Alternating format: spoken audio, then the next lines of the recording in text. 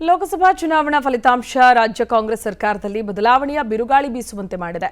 ಸ್ವಕ್ಷೇತ್ರದಲ್ಲಿ ಪಕ್ಷಕ್ಕೆ ಲೀಡ್ ಕೊಡಿಸುವಲ್ಲಿ ವಿಫಲವಾಗಿರೋ ಸಚಿವರ ತಲೆದಂಡಕ್ಕೆ ವರಿಷ್ಠರು ಚಿಂತನೆ ನಡೆಸಿದ್ದಾರೆ ಎನ್ನಲಾಗುತ್ತದೆ. ಕೆಲ ದಿನಗಳಲ್ಲೇ ಸಿದ್ದರಾಮಯ್ಯ ಸಂಪುಟ ಪುನರಚನೆಯಾಗುವ ಸಾಧ್ಯತೆಗಳು ದಟ್ಟವಾಗಿವೆ. ನಿನ್ನೆ ಬೆಂಗಳೂರು ಭೇಟಿ ವೇಳೆ ರಾಹುಲ್ ಗಾಂಧಿ ಚುನಾವಣೆಯಲ್ಲಿ ಲೀಡ್ ಕೊಡಿಸುವಲ್ಲಿ ವಿಫಲವಾಗಿರೋ ಸಚಿವರ ಲಿಸ್ಟ್ ಕೇಳಿರೋ ಬೆನ್ನಲ್ಲೇ ಇದೀಗ ಬಹುತೇಕ ಸಚಿವರಿಗೆ ಸಂಕಷ್ಟ ಎದುರಾಗಿದೆ. ಸಚಿವರು ಸೂಚಿಸಿದವರಿಗೆ ಚುನಾವಣೆಯಲ್ಲಿ ಟಿಕೆಟ್ ಕೊಟ್ಟರೂ ಕೂಡ ಪಕ್ಷಕ್ಕೆ ಹೇಳಿಕೊಳ್ಳುವಂತಹ ಗೆಲುವು ಸಿಕ್ಕಲಿಲ್ಲ. ಹೀಗಾಗಿ ವಿಫಲವಾಗಿರೋ ಸಚಿವರನ್ನ ಸಂಪುಟದಿಂದ ಕೈಬಿಡಬೇಕು, ಹೊಸಬರಿಗೆ ಅವಕಾಶ ನೀಡಬೇಕು ಅನ್ನೋ ಒತ್ತಾಯ ಕೇಳಿಬಂದಿದೆ. 10 ರಿಂದ 15 ಸಚಿವರಿಗೆ ಕೋಕ್ ನೀಡಲು ಕಾಂಗ್ರೆಸ್ ವರಿಷ್ಠರು ಚಿಂತನೆ ನಡೆಸಿದ್ದಾರೆ ಎನ್ನಲಾಗುತ್ತದೆ.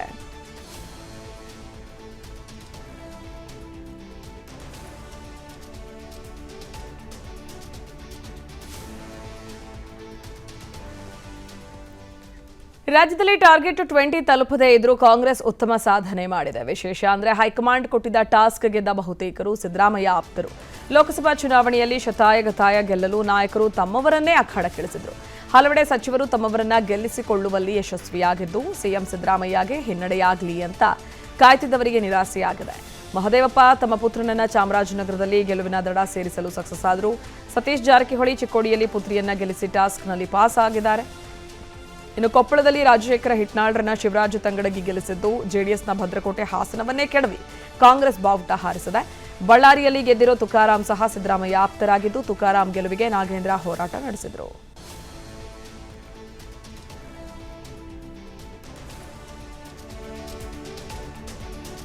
ಬೆಂಗಳೂರು ಗ್ರಾಮಾಂತರ ಲೋಕಸಭಾ ಕ್ಷೇತ್ರದಲ್ಲಿ ಡಿಕೆ ಸುರೇಶ್ ಸೋಲು ರಾಜ್ಯ ಕಾಂಗ್ರೆಸ್ಗೆ ಬಿಗ್ ಶಾಕ್ ಕೊಟ್ಟಿದ್ದು ಖುದ್ದು ಡಿಸಿಎಂ ಡಿಕೆ ಶಿವಕುಮಾರ್ ಅವರೇ ಇನ್ನೂ ಸೋಲಿನಿಂದ ಹೊರಬಂದಿಲ್ಲ.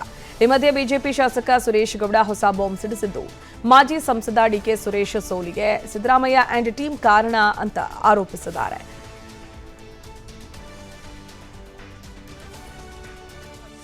ಇದು ನಾನು ಸ್ಪಷ್ಟವಾಗಿ ಹೇಳಿದ್ದೆ, ಇದು ತುಮಕೂರು ಜಿಲ್ಲೆ ಶಾಪ. ಮತ್ತೆ ಕಾಂಗ್ರೆಸ್ನಲ್ಲಿ ಯಾರಿವತ್ತು ಇದ್ದಾರೆ ತುಮಕೂರಿನ ಕರ್ನಾಟಕ ರಾಜ್ಯದ ರಾಜಕಾರಣದಲ್ಲಿ ಸಿದ್ದರಾಮಯ್ಯನವರೇ ಕಂಟಿನ್ಯೂ ಆಗಬೇಕು ಅಂತ ಹೇಳಿ ಒಂದು ಹೈಂದ ಟೀಮ್ ಯಾವಾಗಲೂ ಕೆಲಸ ಮಾಡುತ್ತೆ.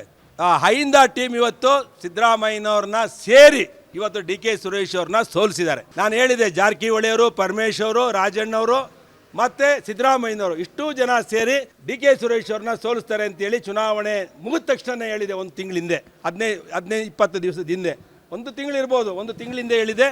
ಅದೇ ಇವತ್ತು ರಿಪೀಟ್ ಆಗಿದೆ. ನಾನು ಹೇಳಿದೆ 2 ಲಕ್ಷ ಓಟಿಂದ ಡಿ ಕೆ ಸುರೇಶ್ ಅವ್ರನ್ನ ಸೋಲಿಸ್ತಾರೆ ಅಂತೇಳಿ ಅದಕ್ಕಿಂತ ಹೆಚ್ಚಾಗಿ ಸೋಲಿಸ್ಬಿಟ್ಟಿದ್ದಾರೆ.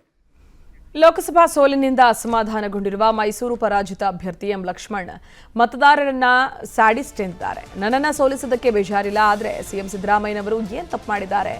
ತವರು ಜಿಲ್ಲೆಯಲ್ಲಿ ಎಷ್ಟು ಬಾರಿ ಅಪಮಾನ ಮಾಡ್ತೀರಿ? ಜನರಿಗೆ ಇಷ್ಟರ ಮಟ್ಟಿಗೆ ಸ್ಯಾಡಿಸ್ಟಿಕ್ ನೇಚರ್ ಇದ್ರೆ ಹೇಗೆ ಅಂತ ಲಕ್ಷ್ಮಣ್ ರಿಯಾಕ್ಟ್ ಮಾಡಿದ್ದಾರೆ.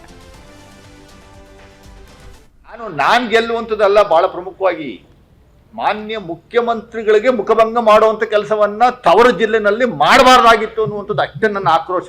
ಕಾಸ್ಟ್ ಬೇಸಿಸ್ ಮೇಲೆ ನೀವು ಮತಗಳನ್ನು ಚಲಾವಣೆ ಮಾಡಿ ಮುಖ್ಯಮಂತ್ರಿಗಳಿಗೆ ಅವಮಾನ ಮಾಡಬೇಕು ಅನ್ನುವಂಥದ್ದು ಒಂದೇ ದೃಷ್ಟಿಯಿಂದ 5 ವರ್ಷದಲ್ಲಿ ಬೊಮ್ಮಾಯಿ ಮುಖ್ಯಮಂತ್ರಿಗಳಾಗಿದ್ರು, ಏನು ಕೊಟ್ಟರು? ಮುಖ್ಯಮಂತ್ರಿಗಳ ಕ್ಷೇತ್ರ ಇದು.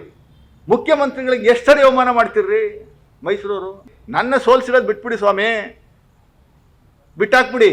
ಸೋಲ್ಸಿ ನಮ್ಮನ್ನು ಇನ್ನೂ 10 ಸರಿ ಪರವಾಗಿಲ್ಲ. ಮುಖ್ಯಮಂತ್ರಿಗಳಿಗೆ ಅವಮಾನ ಮಾಡುವಂಥ ಕೆಲಸ ಮಾಡಿಬಿಟ್ರೆ ಯಾರು ಕೇಳೋದು? ಇದನ್ನ ಯಾರು ಕೇಳ್ತಾರೆ? ತಪ್ಪೇನು ಮಾಡಿದಾರ್ರಿ ಸಿದ್ದರಾಮಯ್ಯ ಸಾಹೇಬರು? ಇಷ್ಟೊಂದು I am sorry to say sadistic nature ಇದ್ಬಿಟ್ರೆ ಹೆಂಗೆ ಇದು ಅಂತ.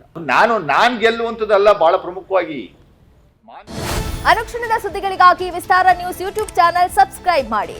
ಹೊಸ ಸುದ್ದಿಗಳ ನೋಟಿಫಿಕೇಶನ್ಗಾಗಿ ಬೆಲ್ ಐಕಾನ್ ಕ್ಲಿಕ್ ಮಾಡಿ. ಲೇಟೆಸ್ಟ್ ಅಪ್ಡೇಟ್ಸ್ಗಾಗಿ www.vistaranews.com ವೆಬ್ಸೈಟ್ಗೆ ವಿಸಿಟ್ ಮಾಡಿ. ಅಂಗೈಯಲ್ಲೇ ಜಗತ್ತಿನ ಸುದ್ದಿ ತಿಳಿಯಲು Vistara news Kannada app download ಮಾಡಿ.